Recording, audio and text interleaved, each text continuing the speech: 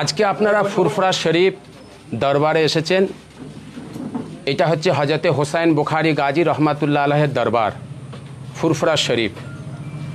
তো আজকে আপনারা এসেছেন, আমি খুব খুশি আপনাদের উপরে। কেন আপনারা সকলে এসেছেন একটা প্রশ্ন বাংলার মানুষের কাছে, আমার দাদা পীরের মুরিদ মোতাকিন ভক্তবিন্দু, আমার ফলোয়ার যারা ভালোবাসে আমাকে, 5 পীর হুজুরদের ভালোবাসে, আমাদের সকলকে ভালোবাসে, সবাইয়ের মধ্যে একটা প্রশ্ন জেগে গেছে। সেই প্রশ্নের জন্য আপনারা এসেছেন। আমি সকলের কাছে আন্তরিক শুভেচ্ছা ভালোবাসা জানাই, আপনাদের সকলকে শুকরিয়া যাপন করি অন্তরস্থা থেকে। এবং এই দরবারের মুজাদ্দেদে জামানের দরবারের খাস করে তানার ইজ্জত সম্মানকে সামনে রাখার জন্যে আমি আপনাদের কাছে কৃতজ্ঞ এবং খুব খুশি হলাম। তো মেন বক্তব্য হচ্ছে আজকের যে ঘটনাটা, ফুরফুরা শরীফের কোনো এক প্রভাবশালী পীর সাহেব, তথাকথিত বাবা বলে পরিচিত, তার কিছু অপপ্রচার এবং তার বিভ্রান্তি কথাবার্তা, যার জন্যে আপনাদের কাছে এসছেন। আমি একজন ফুরফুরা দরবার শরীফের পীরজাদা, আমি একজন মুজাদ্দেদে জামান দাদা পীর রহমান, এই সকলের মোবাইলগুলো অফ রাখবেন প্লিজ। আমি একজন মুজাদ্দেদে জামান দাদা পীর রহমাতুল্লাহ আলাইহের লখতে জিগার, তানার ছোট আওলাদ ফানাফিল্লাহ ফানাফিস শেখ আশেকে রসুল হজরতে ছোট হুজুর পীর কেবলা রহমাতুল্লাহ আলাইহের মেজে মেয়ের ছেলে আমি। এবং শুধু তাই নয়, তার সাথে সাথে আমার আব্বাজান আওলাদে রসুল, আওলাদে মা ফাতেমা, তানার লখতে জিগার এবং আওলাদে হজরতে হোসাইন বুখারী। এবং শুধু তাই নয়, আমার যে দাদোজান হজরতে মনসুর হোসাইন রহমাতুল্লাহ আলাইহে, ফুরফুরার জমিনের মধ্যে একজন ব্যক্তি 7টা হাদিসের সনদ পেয়েছিলেন, সেইটা আমার দাদোজান। একজন ব্যক্তি ফুরফুরার জমিনে পেয়েছিলেন, সেইটা হচ্ছে আমার দাদোজান আল্লাহর ওলি। তো আমি সেই বাড়ির সন্তান, সেই বাড়ির ছেলে। তো আজকে আমি ব্যবসা করি, ওয়াজ-নসিহত করি, জলসা করি, তদবির তাগাদা করি, অসহায় মানুষের পাশে দাঁড়াই। আমার নিজস্ব এনজিও আছে, ট্রাভেল, আপনার ফুরফুরা হোসেন বুখারী ফাউন্ডেশন আছে। এই ফাউন্ডেশনের মধ্যে বাংলার মানুষ জানে আমি প্রত্যেক জায়গায় জায়গায় আল্লাহ পাক আমার মাধ্যমে যতটা আল্লাহ পাক সাহায্য করায় আমি করি। এবং শুধু তাই নয়, ফুরফুরার জমিনে একটা মাদ্রাসা আছে, সেইটা হচ্ছে আমার মাদ্রাসা, যেই মাদ্রাসাটা এতিম অসহায়দের ঘরে ফ্রি মাদ্রাসায় পড়ায়। তাদের সমস্ত খরচা আমি বহন করি, তাদের টোটাল আপনারা যখন খুশি এসে দেখতে পারবেন, আমি খরচা করি, বহন করি। তার পরিপ্রেক্ষিতে আমি বিজনেস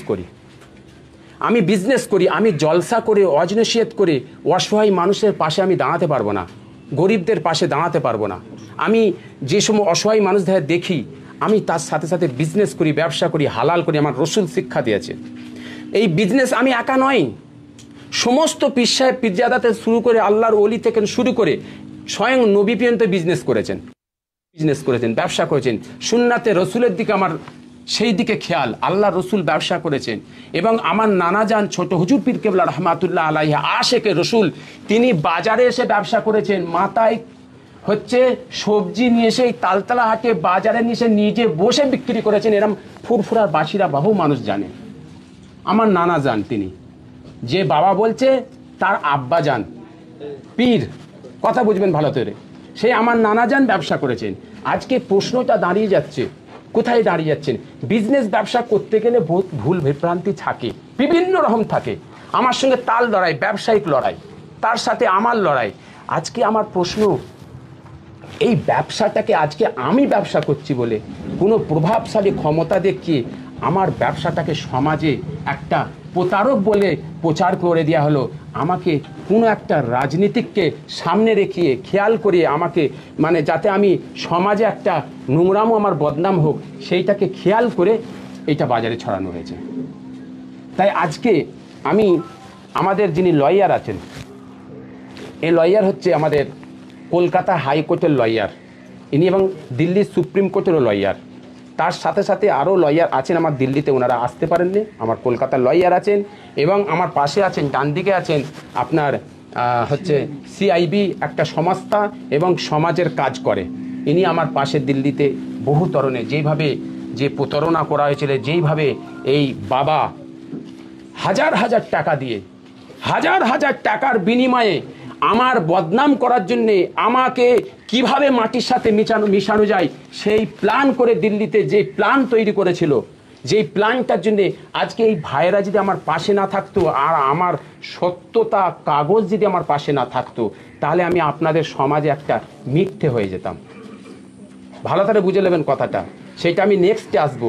তাই আজকে আমার যে ব্যাপারটা আপনাদের প্রশ্ন, আজকে যে আমার নামে বদনাম দিয়েছে, 18 লক্ষ টাকা আমি প্রতারণা করেছি, আজকে আমি তাকেই প্রশ্ন করতে চাই, আমি যে 18 লক্ষ টাকা প্রতারণা করলাম, তোমার পাশে তোমার বোনের ছেলে, তোমার ভাগনা, তোমার বাড়ি, আজকে যদি তুমি আমাকে ভাগনা না মনে করো, তোমার বাড়ির ছেলে যদি না মনে করো, তোমার বোন নেই, তোমার বোনের ছেলে নয় যদি মনে করো, কমসে কম তুমি তো একটা পীরজাদা হিসাবে, একটা সততা হিসাবে, সমাজের সততা হিসাবে সত্যটা তোলা দরকার ছিল।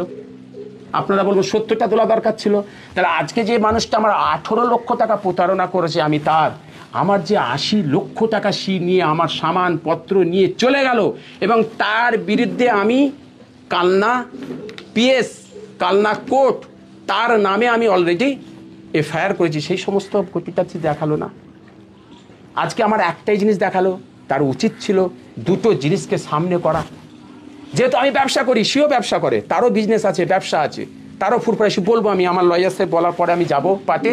এবার আপনারা আমার লয়ার সাহেব যেটা বলছেন একটু শুনে নিন। সকলকে নমস্কার। সকলকে নমস্কার।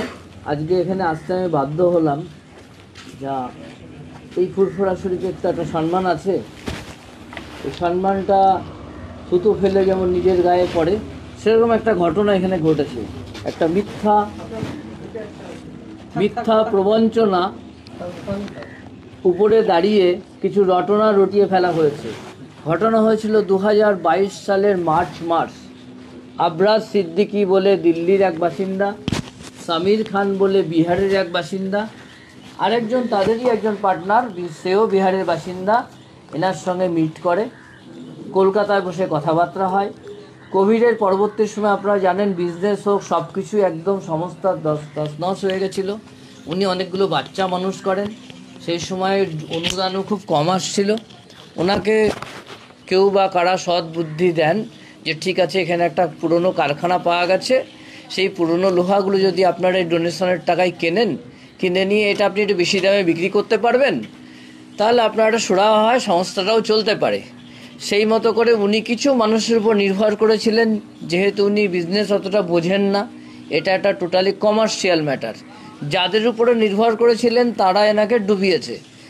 যখন দেখা গেল ওনার একটা অনুষ্ঠান চলছে, এখানকার 12 দিনের একটা কোনো অনুষ্ঠান চলছিল, সেই সময়ে এই দিল্লির পার্টিরা 80 লক্ষ টাকার টোটাল স্ক্রাপ ধাত্রীগ্রাম থানার আন্ডারে, ধাত্রীগ্রাম ফ্যাক্টরিটা ধাত্রীগ্রাম কালনা থানা আন্ডারে সমস্ত প্রোডাক্ট নিয়ে চলে যায়। তার বিল ভাউচার আমি দেখিয়ে দিচ্ছি। ডিলটা হয় ক্যালকাটায় রফি আহমেদ কিরোয়া রোডের হোটেলে বসে 1 মাস ধরে। তাহলে প্লেসটা বেঙ্গল, ফ্যাক্টরি বেঙ্গল, দিল্লিতে কী করে হয়, এই কেন হয় সেটা বলছি। ইনি যখন একটা কমপ্লেন করলেন যে এনার মাল নিয়ে বেরিয়ে চলে গেছে, ইনি না টাকা পাচ্ছে না কোনো কিছু পাচ্ছে, কাউকে ধরতে পারছে না, তখন উনি 23/6/2024 তারিখে কালনা থানায় একটা কমপ্লেন করে যে তার সঙ্গে এই সব ঘটনা ঘটেছে। তাকে বাদ দিয়ে তার অজান্তে এবং রীতিমতো ওয়েট করে তার রিপোর্ট আমি দেখিয়ে দিচ্ছি, মাল নিয়ে বেরিয়ে যায়। এই কমপ্লেনটা করার পর অপোজিশন পার্টিরা একটু নড়ে চড়ে বসে, তারা আলোচনা করে মেটাতে চায় ব্যাপারটা। এই আলোচনা চলাকালীন সময় 3-4 বার বসে যখন সেটেল হলো না, তখন ওনার তরফ থেকে আমাদেরই একজন কলিগ একটা লিগ্যাল নোটিশ ধরায়, তার নাম মহিদুল ইসলাম, অপোজিশনকে, যে তুমি এটা সেটেল করবে ভালো, না হলে তোমার বিরুদ্ধে স্টেপ করা হবে। এই নোটিশটা 2024 সালে যখন সার্ভ হয়, ও এই নোটিশের হাত থেকে বাঁচার জন্য হঠাৎ করে সারিতা বিহার থানাতে একটা এফআইআর করে দেয় ওনার নামে। আপনারা নিশ্চয়ই জানেন, যদি ফ্যাক্টরি এখানে হয়, বিজনেস ডিল এখানে হয়, 1 মাস ধরে কলকাতায় থেকে কথাবার্তা ফাইনাল হয়, ট্রানজাকশান কলকাতা হয়, তাহলে দিল্লিতে কি করে এফআইআর হয়? এটা কোর্ট, দিল্লির কোর্ট এটা ধরেছে, অবজারভেশনে দিয়েছে যে এই মামলা কি করে দিল্লিতে হয়। তারপরে যখন আমরা জানতে পারি, আমরা আবার ঘুরিয়ে কালনা থানাতে এই পুরনো কাগজের ভিত্তিতে এবং পুরনো কমপ্লেনের ভিত্তিতে কালনা থানাতে ওই ব্যক্তিদের বিরুদ্ধে অনেকগুলো সেকশন দিয়ে এফআইআর করা হয়েছে। শুধু তাই নয়, কালনা কোর্টে এই যে 80 লক্ষ টাকা মেরে নিয়ে চলে গেল, তার বিরুদ্ধে একটা সিভিল স্যুটও করে দেওয়া হয়েছে কালনা থানাতে, সিভিল স্যুট নাম্বার 52/2025। এই হলো আসল সত্য ঘটনা। এবং এনাকে ফলসলি মান সম্মান হানি করার জন্য এই কাহিনীটা করা হয়েছে। এর পেছনে একটা গভীর চক্রান্ত, যেটাকে ওই ভদ্রলোকদের দিয়ে, যারা দিল্লির বাসিন্দা আছেন, বিহারের বাসিন্দা আছেন। এবং ফর্চুনেটলি একটা ঘটনাও আছে, এই যাদের বিরুদ্ধে আমরা এফআইআর করেছি বা যারা এই ঘটনার সঙ্গে যুক্ত, তাদের একজন অলরেডি সাক্ষী হওয়ার জন্য চলে এসছে, তার নাম সমীর খান। সে এই কেসে হুজুরের হয়ে সাক্ষী দিতে রাজি হয়ে গেছে। যারা আমাদের এফআইআরে আছে, আমাদের সিভিল স্যুটেও আছে, যারা আবার ওর কেসেও আসামি, দিল্লির কেসের। এ হলো ফ্যাক্ট। ওনাকে একেবারে ব্যক্তিগত আক্রমণ, ব্যক্তিগতভাবে ধসিয়ে দেওয়ার জন্য এই মামলাটা করা হয়েছে। যা যা বলা হলো, এবার আপনাদের মাল নিয়ে যাওয়ার রসিদগুলো দেখায়। মাল তো আর এমনি বেরোয় না, ফ্যাক্টরি থেকে চালান করে মাল বেরোয়। এরকম 80 লক্ষ টাকার মাল চালান করে নিয়ে চলে গেছে ওনার অজান্তে। তাহলে উনি 80 লক্ষ টাকাও লস গেল, ওনার ইনভেস্টমেন্ট লস গেল, আবার ওনার বিরুদ্ধে একটা মিথ্যা মামলা করা হলো। যদিও সেই মামলা দাঁড়াবে না, অবস্থা খুবই খারাপ আছে মামলার। এখন ওই আসামি অ্যারেস্ট হওয়ার পথে, যারা মামলা করেছে। এই হলো ঘটনা। সিআইবি আমি যখন নামি, এই সিআইবি এরা সব বেসিক্যালি ক্রাইম নিয়ে কাজ করে, ক্রাইম নিয়ে, সমাজে যা ক্রাইম হয় সেটা নিয়েই কাজ করে। এই সিআইবির নিজস্ব প্যানেল লয়ার ওখানে আছে। সেই প্যানেল লয়ার এবং এই গ্রুপটা মিলে, এরা তো বাইরে কিছু করতে পারবে না, যা করেছে অফিসিয়ালি লিগালি পুলিশ এবং কোর্টকে মুভ করিয়েছে। ওয়েস্ট বেঙ্গলের চিফ নারায়ণ বিশ্বাস কিভাবে আপনাদের কাছে যা আসলো, কিভাবে মুভ করেছেন, কি বলবেন এই বিষয়ে? এখন ওইটা ছোট্ট করে এক কথায় বলে দিন, ছোট্ট করে একটা কথা বলবো। Legal battle. কামারপুকুরে একটা অফিস আছে সিআইবির। নমস্কার, আমি নারায়ণ বিশ্বাস, ORG chief, West Bengal CIB. আমার কামারপুকুর হুগলিতে আমাদের একটা অফিস আছে। ওই হুগলিতে আমাদের ডিস্ট্রিক্ট সেক্রেটারি আছে রেয়াজুল মল্লিক। উনি আমাকে একদিন ফোনে জানায় যে এরকম একটা মিথ্যা কেসে একজনকে বদনাম রটানো হচ্ছে, এই হুজুর নাজিমুদ্দিনের নাম বলে। তো আমি তখন দিল্লিতে আমাদের যে সিনিয়র আছে, ডক্টর অ্যাডভোকেট রাধা পরিহার, সুপ্রিম কোর্টের সিআইবি অ্যাডভোকেট, ওনাকে ঘটনাটা জানানোর পরে এখন এই মুহূর্তে লিগ্যাল প্রসেসে চলছে। কোর্ট সঠিকভাবে বিচার করছে এবং লিগ্যাল প্রসেসে আমাদের কাছে যে রিপোর্ট এসছে, সম্পূর্ণ নির্দোষী, এনাকে মিথ্যাভাবে ফাঁসানো হয়েছে। বিচার কি হয়ে গেছে? না, বিচার হয়নি, চলছে, আপনি লিগ্যাল বলে দেন প্রসেস 3টে চলছে। 4টে যে কারণে আমাকে ছাড়া হয়েছে, 4টে কথাটা এটা বলে। ওরা প্রশ্ন করুক আগে। আচ্ছা, আমাকে বলুন আপনার কিছু একটা বলার। বিষয় সোশ্যাল মিডিয়ায় আমরা খুললেই একসময় দেখতে পেয়েছিলাম যে আপনি তিহার জেলে বন্দী আছেন প্রতারণার দায়, এটা কতটা সত্য? দেখুন, এইটা যারা করেছে তাদের হয় তেহার জেলে গিয়ে খোঁজ নিতে বলুন না। এটা ঠিক টাইমে সব কিছু পাবেন, সময়ের অপেক্ষা করেন। আজকে আমি 3টে, এই যে আমি যে কথাটা বলতে শুরু করব, ঘন্টাকে ঘন্টা লাগবে, মানুষের কাছে সেই সময় নেই। আমি ওই জন্য পার্ট 1, পার্ট 2, পার্ট 3 3টে সিস্টেম বের করেছি। আমি আজকে পার্ট 1-এ বলবো। ছোট্ট কথা বলি, লিগ্যাল প্রসেস যেটা স্টার্ট হচ্ছে, যারা এনার বিরুদ্ধে এফআইআর করেছিল সে অ্যারেস্ট হওয়ার পথে, আগে অ্যারেস্টটা হোক, তারপরে বিস্তারিত প্রেস কনফারেন্স করে আমরা সব বলবো। এবার সে অ্যারেস্ট হওয়ার পথে। আমি শুনুন, আমার কথাটা শুনুন। আপনার কিছু বলছেন? হ্যাঁ বলুন। আজকে আমি পার্ট 1টা কেন করেছি, আমি আপনাদের সকলের প্রশ্নের উত্তর আমার একসাথেই বেরোবে, আমার কথাতে আপনাদের উত্তরও চলে যাবে, প্রশ্ন চলে যাবে, প্রশ্ন করার প্রয়োজন লাগবে না। আপনারা যা যা ভেবে রেখেছেন প্রশ্ন করব, আমি অলরেডি আপনাদের একটার পর একটা বলে যাব, কারণ আপনারা কি প্রশ্ন করতে আমি জানি। আমি একটা জিনিস আপনাদের বলি, আজকে আমি কোনোদিন চাইতাম না যে ফুরফুরা শরীফের মতন একটা জায়গায় এখানে কোনো বিষয় দিয়ে সমাজে বলা, এটা আমার মন নেই, মন চাই না। কেন আমি চাইলে খারাপ বিষয়, এই লড়াই খারাপ বিষয় 2017 থেকে চলছে, লড়াই 10 থেকে লড়াই 17 থেকে আমার চালু হয়েছে লড়াই, ঠিক আছে? 2017 থেকে আমার লড়াই চলছে। এর আগে বহুত প্রতারক আছে, বহুত ঘটনা আছে, আমি বলতে পারতাম, কিন্তু এইটা কাকে দেব? এইটা আজকে ফুরফুরা শরীফ থেকে কোনো কথা যদি ওঠে, আমার দাদা পীরের সিলসিলার উপরে অ্যাটাক হয়। কেন আমরা সকলে ফুরফুরা বাসী, শুধু আমি বলে নয়, কোনো পীরজাদা পিসাব বলে নয়, ফুরফুরা থেকে কোনো যদি একটা মানুষের কোনো কথা যদি সমাজে সোশ্যাল মিডিয়ায় যদি তোলা হয়, বলা হয়, তো একটা মানুষের কাছে একটা ফুরফুরার নামে বদনাম এসে যায়, ফুরফুরার কথা তুলে ধরে, অথচ ফুরফুরার ভেতর নেই। এই ব্যবসা আমার নিজস্ব বিজনেস, এর সঙ্গে ফুরফুরা পীর সাহেব, পীরজাদা, অলি, দরবার নিয়ে কোনো সংযোগ নেই। এটা আমার নিজের পার্সোনাল বিজনেস, সিভিল ডিসপিউট, আমার নিজস্ব ব্যবসা। ব্যবসা মানুষের সাথে হতে পারে, আজকে আপনি আমার নামে খামাখায় আপনি করে দিলেন, আর একজন আর এক নামে করবে, এই আজকে আমার লড়াই, এই লড়াই চলতে থাকবে। আমার ব্যবসা আজকে একটা ব্যবসা নয়। কিন্তু ভাইজান একটা প্রশ্ন যেটা করা হয়, একজন বিশেষ পীরজাদা, প্রভাবশালী পীরজাদা দাবি করছে আপনি প্রতারক, চিটিংবাজ, ফুরফুরা পীরজাদাও নয়, কি বলবেন? আমি দিচ্ছি, আমি সেকেন্ড উত্তরটা আমি দিচ্ছি, আপনি পীরজাদাটার উত্তর আমি দেবেন, প্রতারকের পার্টটা আমি দিচ্ছি। আপনার কাছে সিভিল স্যুট আমি বললাম কি পার্ট 1 আমি আপনাদের আজকে কোনো প্রশ্নের উত্তর দেবো না, আমার জাস্ট এইটাকে তুলে ধরার ছিল, দিল হয়ে গেল।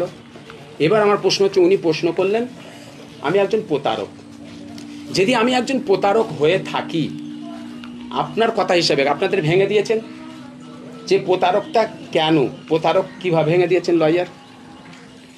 লয়ার আজকে আমি বলে দিই আপনাকে,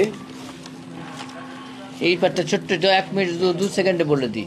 যখন কোনো কমার্শিয়াল ডিসপিউট হয়, বিজনেস রিলেটেড, কেউ পালিয়ে গেল আলাদা কথা, বিজনেস রিলেটেড কোনো ডিসপিউট হলে কমার্শিয়াল কোর্ট আছে, সেখানে যেতে হয়, নাহলে সিভিল কোর্ট যেতে হয়, নাহলে স্পেসিফিক পারফরমেন্স অফ কন্ট্রাক্টে মামলা হয়। এটা ক্রিমিনাল কেসের কোনো ব্যাপার না এনার ক্ষেত্রে না ওনার ক্ষেত্রে।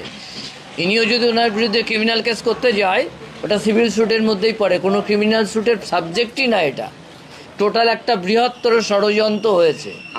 আমাকে আমি বলে দিই আপনাকে, এখানে আর একটা জিনিস বল দিই, 4টে আপনারা নিশ্চয়ই সোশ্যাল মিডিয়া সকলে তুলছেন, দেখছেন আমার ব্যাপারটা, কেন আমাকে জজ, মাননীয় জজ, আজকে দেশের সংবিধান, ল, দেশের আমাদের আদালত কি কারণে প্রশ্ন, যে ওখানকার যে আইও পুলিশ তাকে 4টে প্রশ্ন করেছিল, 4টে কথা বলেছিল, ওই 4টে নিশ্চয়ই আপনারা তুললে পেয়ে যাবেন কি কারণে আমার এটা হয়েছে। আপনারা সবাই জানেন, তুলে নিতে পারবেন, অর্ডারটা তুলে নিতে পারেন, অর্ডার তুললেই আপনারা বুঝে যাবেন। এই 4টে প্রশ্ন, আবার যেই প্রশ্ন 4টে, ওখানকার কোনো আয়েরও ক্ষমতা নেই, কারোর ছিল না দিবার, ঠিক আছে, ওইটা আমি যাচ্ছি না, এটা ইনাদের ইয়ে। এখন আপনারা যেটা আমার প্রশ্ন করেছেন, আমি প্রতারক কিনা, আজকে ফুরফুরা শরীফে যেই ব্যক্তিটা আমাকে প্রতারক বলছে, আপনারা ওনার কাছে যে প্রশ্ন করুন, ওনার কাছে জিজ্ঞাসা করুন, 2010 থেকে যেই মানুষটার একটা ভাঙা স্যান্ট্রো গাড়ি ছিল, ভাইজান আমি কিন্তু এইটা আমার বলা মানে হচ্ছে আমার দাদা পীরের সিলসিলার মানুষ দেখারে কানে কানে পৌঁছে দিয়া। আজকে দাদা পীরের সিলসিলার মানুষ, বাংলার মানুষ প্রশ্ন করবে, আপনারা শুধু কাদা ছোঁড়াছুড়ি করবেন? আজকে বাবা যে কথাটা বলেছে বলে আপনিও বলবেন না? আমি ওর জন্যে বসিনি। আজকে আমাকে যেভাবে মানে প্রতারক বানানো হয়েছে, আজকে যেভাবে আমাকে সমাজকে নষ্ট, বিজনেস ব্যবসা করতেই পারে, আমি তার পাশের বাড়ি, তার বাড়ির লোক, তার বোন, সে তার ঘরে এসে আমাকে যদি একবার জিজ্ঞাসা করতো যে ভাই কি ব্যাপারটা জিজ্ঞাসা তো করতে পারতো। কেন আমার বাড়ি তো ফুরফুরা শরীফ বেলপাড়া, এটা একটা মহল্লা। যেমন মুজাদ্দেদে জামান দাদা হুজুর পীর কেবলা রহমাতুল্লাহ আলাইহি, আমার দাদা পীর যেই জায়গায় শুয়ে আছে ওই মহল্লাটার নাম হচ্ছে মিয়াসাব পাড়া। ওই মহল্লাটার নাম কি? মিয়াসাব পাড়া। আমার নানাজান ছোট হুজুর পীর কেবলা রহমাতুল্লাহ আলাইহি যেখানে শুয়ে আছে ওই জায়গাটার নাম হচ্ছে মুন্সি পাড়া। কি বললাম? মুন্সি পাড়া। আর এই হোসেন বোখারি রহমাতুল্লাহ এবং আমার দাদুজান আমরা যেই পাড়াতে আছি এই পাড়াটার নাম হচ্ছে বেলপাড়া। 4 শহীদান এরকম অনেক আছে। কাজীপাড়া, আপনার আগে আছে আপনার আপনার আরও এরকম আশপাশে বহুত পাড়া আছে, নাম বলতে থাকবো, রামপাড়া আছে, এরকম আছে। তো আজকে আমরা এই পাড়া। তো আজকে যিনি এই কথাটা বলছেন 2010 সালে তার ভাঙা একটা সাইনটোরো গাড়ি ছিল, ভাঙা সাইনটোরো গাড়ি। আজকে সে কিছু কম নামে বেনামে 100 কোটি টাকার মালিক। কোথা থেকে হলো? কোনো জলসা করে তার বিরুদ্ধে ভিজিলেন্স করবেন? একটু এক মিনিট, এক্ষুনি আমার কথা বলতে দেন। জলসা করে কেউ এত টাকার সম্পত্তি হতে আপনারা গিয়ে দেখে নিতে পারেন। তার বাড়ি ঘর নামে বেনামে, নামে বেনামে, এই প্রুফ কিন্তু আমি দেবো। দ্বিতীয় পার্টি আজকে শুনে রাখেন, এটা চ্যালেঞ্জ। কেন আমার দাদা পীরের সেলসেলার যে ক্ষতি করবে এ বান্দা তার পিছনে সবসময় থাকবে। মত পিয়ন তো আমি জানি সে আমাকে মেরে দেবে, সে আমাকে ধুমকি দিয়েছে। আমার বাড়িতে এসে আমার কাছে তারও প্রুফ আছে, প্রুফ ছাড়া কথা বলছি না। আমার কলার ধরে আমাকে এনে মারতে এসেছিল 2-3 জনকে নিয়ে আমার বাড়ির সামনে। আমার ক্যামেরা লাগানো আছে, তার খেয়াল নেই, তার সেই ধানে মাথায় ছিল না যে এখানে ক্যামেরা লাগানো আছে, ভিডিও আছে। আমার কলার ধরে আমাকে মারতে এসেছে, আমাকে কত গালাগালি করেছে, ফোন করে গালাগালি করেছে। আমার মা তার বোন লাগতে জিগার ছোট হুজুর পীর কেবলা রহমাতুল্লাহ আলাইহির মেয়ে, ওনার বোন নিজে যে ওকে মানুষ করেছে, যে ওনাকে মানুষ করেছে, যার বাড়িতে আজকে তার শৈশবকালে তার নোংরামি কাপড়গুলো সে আমার আম্মাজান পরিষ্কার করেছে, তাকে বড় করেছে। সেই আম্মাজানকে কি বলছে না আমাকে বলছে তোর জন্ম ঠিক আছে। আমার আম্মাজানকে যখন আমি এসে শোনালাম, আমার আম্মাজানের চোখ ভরা পানি। আমার আম্মাজান অন্য চিন্তা করে, আমার আম্মাজান বললে আমার আব্বাজানকে এরকম বললো, আমার আব্বাজানকে এরকম বললো, তো তুমি সবর করো। আমার আম্মাজান কথা দিয়েছিলেন তুমি সবর করো, তুমি সবর করলেও আল্লাহ এর ফায়সাল্লা করবে। সেই আমি চুপ করেছিলাম। আমি কোনোদিন, তিনি আমার বড়, আমি কোনোদিন তানাকে এইসব কথা বলিনি। অনেক ঘটনা আছে, আমার সাথে অনেক কিছু করেছে। কেন করেছে? একমাত্র তানার জন্য আমি প্রতিবাদ করেছি বলে, তানার অন্যায়কে আমি অন্যায়ের সামনে দাঁড়িয়ে আমি প্রতিবাদ করেছি বলে একমাত্র আমি একা এখনো লড়ছি। তো আমি আপনাদের বলে দিই, যদি আমি মারা যাই তার দায়ী হবে বাবা, কিন্তু আমি মরণের আগে পর্যন্ত অন্যায়ের পিছনে আমি সরব না। কেন আমার দাদা পীর এই শিক্ষা দিয়েছে, আমার মুজাদ্দেদে জামান আমি শিক্ষা দিয়েছে। আমার লড়াই ওনার সাথে অন্য জায়গায়, কিন্তু দুঃখ লাগে কোথায় জানেন? আমার ছোট বাচ্চাটা কি দোষ করেছে, আমার মাসুম বাচ্চা 2-3টে কি দোষ করেছে? আপনি বলেন আপনার সাথে আমার লড়াই হতে পারে, আপনার সাথে আমার অন্যায় বেঅন্যায় লড়াই হতে পারে। আপনি আজকে আমার বাচ্চাটার উপরে আঘাত করলেন, যেই বাচ্চাটা এমন একটা সোশ্যাল মিডিয়া বদনাম ধরলেন। সারা জীবন আমার এই বাচ্চাটা শুনবে, সারা জীবন এই কষ্টটা আমার সহ্য হয় না। আমি তাই মুজাদ্দেদে জামান আমার দাদা পীরের লক্ষ লক্ষ ভক্ত যারা আমাদের ঘরে ভালোবাসে, আমার দাদা পীরকে ভালোবাসে, আমার তানার আওলাদ নাতি পুতা তানার ছেলের আওলাদ দেখারে যেমন ভালোবাসে, মেয়ের আওলাদ দেখারে সেরকমই ভালোবাসে। ঠিক না ভুল? ঠিক, একদম ঠিক কথা। তাই আমাদের ঘরে তিনি ভালোবাসেন। এই ফুরফুরাই বাড়ি, আওলাদে রসুলের বাড়ি, তিনি আওলাদ রসুলকে জানতেন, বেশি ভালোবাসতেন। তা আজকে আপনি বলেন আমার ছেলেরা কি করেছে, আমার বেটাগুলো, তাদের তুমি মিথ্যে অপপ্রচার করে, আমি যদি সত্যি করে থাকি তার উচিত ছিল আমাকে এসে বোঝানো। আমি তার ভাগনা, তো আমি তার ছেলে, তার বোনের বাড়ি সে এসে বলতে পারেন তোর এটা ভুল কেন করলি, চল আমি মিথ্যে দিচ্ছি। তার তো উচিত, তিনি তো পীরজাদা, সমাজকে পরিষ্কার করে, তো তিনি সমাজের পাশে বলে বেড়াচ্ছে, তো আমি অন্যায়ের বিরুদ্ধে লড়ছি। যখন এই জিনিসটা হচ্ছে সেলফেলার ব্যাপারে এই কথাটা তুললে হাজার হাজার লক্ষ লক্ষ মানুষ ফুরফুরা, আমি পীরজাদা নয়, ফুরফুরা বাসী, তো আপনারা এসেছেন তো সবাই, তাহলে ফুরফুরার বদনামটা সমাজে তুলবো? তার তো উচিত ছিল। আল্লাহ রসুলের কথা তার মনে নেই, হাদিসের কথা মনে নেই, একটা নোংরামও যদি বাজারে তোলা হয় সেটাকে যে চাপা দেবে সেই হচ্ছে আমার কাছে সবচেয়ে বড় নিয়ামত। কাল মাহাশরের মাঠে তার জন্য আমি তার গুণাগুণকে চাপা দেবো, বলে না? তাই তুমি মিথ্যে সত্যটা পরের কথা, তুমি এটা প্রচার করলে কি করে? আজকে তুমি আমাকে বলছো পীরজাদা নয়, আমাকে বলছো পীরজাদা নয়, তাকে প্রশ্ন করুন তো ও কে, উনি কে? পীরজাদার ঠেকা নিয়ে আছে? উনি কি পীরজাদার ঠিকানা আছে? পীরজাদার সম্বন্ধে জ্ঞান আছে? পীরজাদা কে না কে জ্ঞান আছে পীরজাদার সম্বন্ধে? ওনাকে প্রশ্ন করুন। আজকে আমাকে বলতে হচ্ছে, বাধ্যতা, বলার মতো নয়। কেন আমাকে বলতে হচ্ছে? কেন সত্যটা সমাজকে, আমার দাদা পীরের ভক্ত বিন্দু মুরিদরা শুনুক এই কথাটা। ওর কাছে যে বাচ্চাটা আছে, এই বাচ্চাটাকে কি করে পীরজাদা বানালো? ও কি পীরজাদার ঠিকাদার? আমি পীরজাদা নয়, তাতে বাচ্চাটা কি করে পীরজাদা হলো? সে সিদ্দিকি হলো কি করে? তার পরিচয়টা পার্ট 2-এ দেবো, পুরুষ সমেত দেবো। ওর মাটাকে দেখাতে বলবেন, প্রশ্নটা করবেন। এই প্রশ্নটা আমি দাদা পীরের ভক্তবৃন্দ মুরিদদের কাছে আমার প্রশ্ন,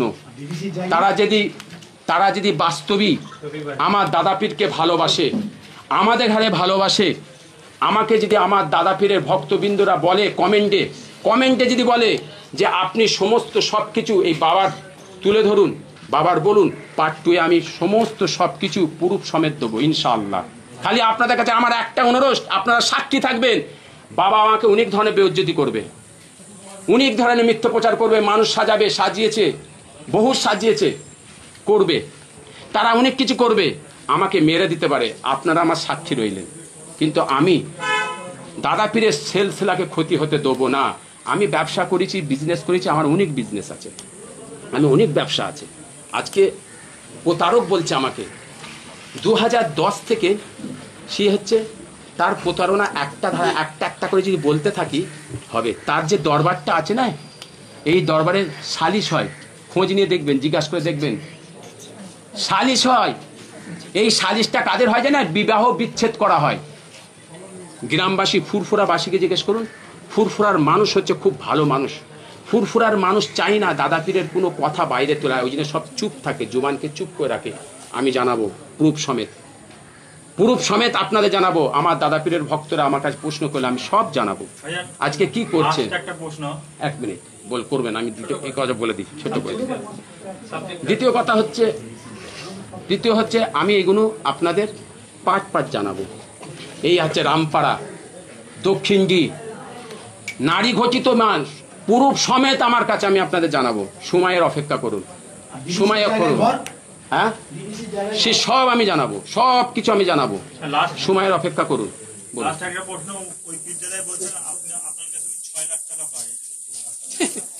6 লক্ষ টাকা, 6 লক্ষ টাকা যেই মানুষটাকা, হ্যাঁ, পাখি কি মাছ খায়? সব পাখি মাছ খায়, মাছ রাঙার দোষ হয়।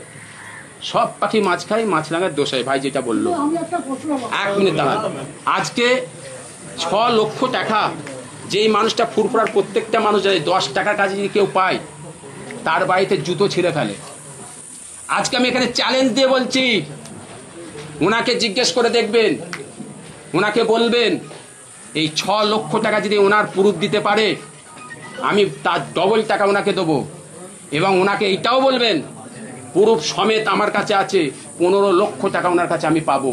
ওই 15 লক্ষ টাকা চাওয়ার জন্যে উনি আমাকে 6 লক্ষ টাকা চেপে রেখেছে। এটা আমার সাথে একা নাই, কয়েকশো মানুষের সাথে ফুরফুরা ভাইয়ের সাথে করেছে। কেউ যদি টাকা পায়, চাইতে যায়, তাকে এমন চাপ দেবে, এমন কিছু বলবে, সে অটোমেটিকলি চুপ হয়ে যাবে।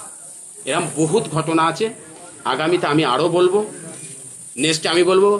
আমার প্রশ্ন হচ্ছে আপনাদের কাছে, এই যে হাইকোর্টের একজন লয়ার, উকিল, কি নাম ওনার, উনি কি বলছে জানেন? আলী আফজাল সাহেব বলছে যে এই বাবা হচ্ছে মেয়ে কেলেঙ্কারিতে, মেয়ের পাচারকারী আছে, আমার কাছে প্রুফ আছে। উনি যদি সত্যিকারের পীরজাদা হয়, ওই লয়ারকে ধরতে বলেন, কেস করুক, ওর নামে কেস করে প্রমাণ দিক। নাজিয়া ইলাহি ওপেন বলছে আমার সাথে কথা হয়েছে, আমি বলবো না আগে, আমি প্রুফ দেবো। পার্ট 2-এ কথা হবে এগুলো, এরপরে পার্ট 2-এ বলবো। এই নাজিয়া আলী কেসটা, নাজিয়া ইলাহি যেটা, আমি জানি নাজিয়া আলী কি আছে না, আমি ওতে যাচ্ছি না। ওর পরে আমাদেরও আমারও আছে, সবাইয়ের আছে, সব আছে, আমি আছি, কিন্তু যে ঘটনাটা ঘটেছে, সেই ঘটনাটা যে ঘটেছে, এই ঘটনাটা মিথ্যে উনি প্রমাণ দিয়ে দিক, নাজিয়া ইলাহির নামে এটা করতে বলেন। দ্বিতীয় কথা হচ্ছে উনি বলুক 24 পরগনা আপনার এরিয়ায় যত ভাটা আছে সব ভাটাওয়ালার কাছে চলে যাবেন, জিজ্ঞেস করবেন প্রত্যেকটা ভাটাওয়ালার কাছ থেকে 20,000 টাকা করে নিয়েছিল। আমি জানি কিছু ভাটার এখনো ইটের ব্যবসা হচ্ছে, চলে যান, ইটের ব্যবসা করছে।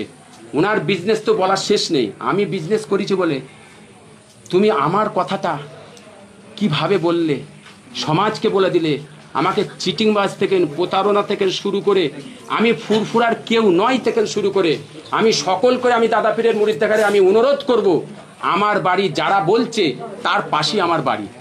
দয়া করে যদি আপনারা সুন্নাতে রসুলের ওপরে থাকেন, যদি নবীর দেতে থাকেন, রসুলের সুন্নাতের ওপরে থাকেন, অতি অবশ্যই আমার আল্লাহ রসুল বলছেন যাচাই করে জিজ্ঞাসা করে কাজ করবে। আমার কাছে আসবে, আমি পাশেই বাড়ি, আমাকে জিজ্ঞেস করবেন। আমি জানি অনেকজন মিথ্যা আমার পিছনে বলে বেড়াচ্ছে, এরা হচ্ছে মুনাফিক। এরা হারে বাবা সেল্টার দেয়, কি বললাম, এদের হারে বাবা সেল্টার দেয়। কেউ নারী ঘটিত আছে, যে দেখবেন মাইকে বলছে, আর যে দেখবেন কেউ কাছে আলাদাভাবে বলছে, নুকিয়ে বলছে, বাইরে নয়, বা বাবা ফাবা বসে আছে ওখানে বলছে ও অমুক তমুক বলে বেড়াচ্ছে। আমি এখানে লিখে বলছি, তার ঘটনাটা আমার কাছে, তার নামটা এসে আমাকে বলবেন, আমি খুলে দেবো। তার কথাটা খালি এসে আমাকে বলবেন, দেখবেন হাইসি নারী ঘটিত আছে, না হাইসি পারো পয়সা নিয়ে আছে, যেখানে বাবা শেল্টার দিয়ে রেখেছে, আর না হলে হাজার হাজার নাই, শ জমি, 10 বিঘে 5 বিঘে জমি কারোর মেরে রেখেছে, কারোর সম্পত্তি মেরে রেখেছে, জমি নিয়ে করেছে। যে বলছে, যে বলবে আমার কাছে আসবেন। তাই আমি আজকে বাবার নামটা সারা পশ্চিমবাংলার মানুষ জানে। আপনি আপনার ভাঙড় থেকে শুরু করে পশ্চিমবাংলার কোনে কোনে জিজ্ঞেস করেন ফুরফুরা শরীফের চিটিংবাজ বাবাটা কে, মাচান বাবা মাথায় রাখবেন। আমাকে তো উনি বলেছে উজ্জ্বল থেকে, ফুরফুরাতে বলছে উজ্জ্বল থেকে নেবে, আপনি যাকে জিজ্ঞেস করবেন চিটিংবাজটা কে। আপনি এত প্রতিবাদ করেন বাবার বিরুদ্ধে, তখন প্রতিবাদ করলেন না কেন? এক মিনিট আমি কথা শেষ করতে দেন। আমি সবসময় বাবার বিরুদ্ধে প্রতিবাদ করেছি, অন্যায়ের বিরুদ্ধে। আমি কিন্তু আমার ব্যবসা বা উনার ব্যবসার বিরুদ্ধে আমি কোনো কথা বলিনি। কেন? উনিও ব্যবসা করে, আমিও ব্যবসা করি। ডানকুনিতে খুঁজলেন কত ব্যবসা করছে, নিউ টাউন রাজারহাটে চলে যান, আপনি এতে চলে যান, আপনার হচ্ছে আটঘরায় চলে যান, ওনার হোটেল আছে, যা আছে সব খোঁজ নেন, ব্যবসা করছে। আমিও ব্যবসা করি। সোনার দোকানে চলে যান, ভগবতী নবপুর মশা জঙ্গলপাড়ায় চলে যান, সোনার বিজনেস করছে উনি, সোনার ব্যবসা করে। প্রুফ আমার কাছে আছে, প্রুফ সমেত দেবো। পার্ট 2 পাবেন, পার্ট 2 পাবেন, সব পাবেন। কথা বুঝেছেন তো? তাই আজকে আমি শেষ একটা কথা বলে আমি শেষ করে দেবো। শেষ একটা কথা আমি আপনাদের শেষ করে বলে দেবো। আমি ভুল করতে পারি, আমি একজন মানুষ, আমি একজন পীরজাদা হতে পারি, আপনারা যে যেমন আমাকে মনে করেন, কিন্তু আমি একটা মানুষ, একটা ভালো পরিবার ঘরের ছেলে। আমার আব্বাজান আওলাদে রসুল, আমার নানাজান আওলাদে আবু বকর সিদ্দিক। আর এরপরে অনেক কথা আছে, আমি বলবো পার্ট 2-এ। আমার প্রশ্ন হচ্ছে, আমার ব্যাপারে যদি আপনারা কেউ কিছু বলেন, দয়া করে আমার সঙ্গে দেখা করবেন। আমার বাড়ি হচ্ছে, যে বলবে তার পাশে, আমার বাড়ি হচ্ছে বেলপাড়া, হোসেন বুখারী রহমতুল্লাহ দরবার। এটা হচ্ছে বেলপাড়া মহল্লা, ফুরফুরা শরীফের প্রত্যেকটা মহল্লা আছে, এটা হচ্ছে বেলপাড়া মহল্লা, ফুরফুরা শরীফের ভেতরে। জিজ্ঞেস করে নেবেন, আপনি আসবেন, আমি ডিটেলস বলে নেবো। আর বাবার বিরুদ্ধে যদি কিছু জানতে চান, আমি আপনাদের এটাও বলেছি, সন্ধ্যে রাত্রিরে বেরোবেন গাড়ি নিয়ে, পরীক্ষা করতে বেরোবেন। যেমন আপনাদের গ্রামে গ্রামে দেখবেন মাচা আছে, কিছু ছেলে দেখবেন মাচায় বসে বসে চা খাচ্ছে আর গুটকা খাচ্ছে আর মোবাইলে এরকম করছে। আপনি দেখে নেবেন, রাত্রিরে 10টার পর থেকে এই বাবাকেই দেখতে পাবেন, ওই উজ্জ্বল থেকে শুরু করে, বেলপাড়া থেকে শুরু করে, তালতলাহাট থেকে শুরু করে যত আছে প্রত্যেক মোড়ে মোড়ে ওই চা খাচ্ছে এরকম করছে। আমি বলবো না রাতের অন্ধকার আপনারা এসে দেখে যাবেন। আমি মিথ্যে বলছি কি সত্যি বলছি, রাতের অন্ধকারে দেখে নেবেন। এরপরে আমি আরও কিছু বলবো পার্ট 2-এ। যদি এরপরে আরও কিছু খবর হয়, আমার দাদা পীরের সেলসেলার মুরিদ মুতাকিন ভক্তরা, ফুরফুরাকে যারা ভালোবাসে, দাদা পীরকে যারা ভালোবাসে, আমাদের যাকে ভালোবাসে, আমার অনেক ফলোয়ার, অনেক ভালোবাসার মানুষ আছে, তাকে আমার প্রশ্ন করছি, তাদের হারে যারা ভালোবাসে, তারা যদি আমাকে বলে, কমেন্টে যদি বলে, হুজুর আপনি পরিষ্কার করে দেন, দাদা পীরের সেলসেলার ক্ষতি হতে দেবেন না, আমি আছি, যারা আমার সাথে আছে আমার থাকবেন। আমরা একটা টিম তৈরি হতে চাই। আমরা অনেক পীরজা পীর সাহেব মিলে আমরা একটা টিম হতে চাই। টিম হয়ে দাদা পীরের সেলসিলার যাতে ক্ষতি না হয় সেই দিকে আমাদের সকলকে লক্ষ্য হতে হবে। এগুলো আমি শেষ করি।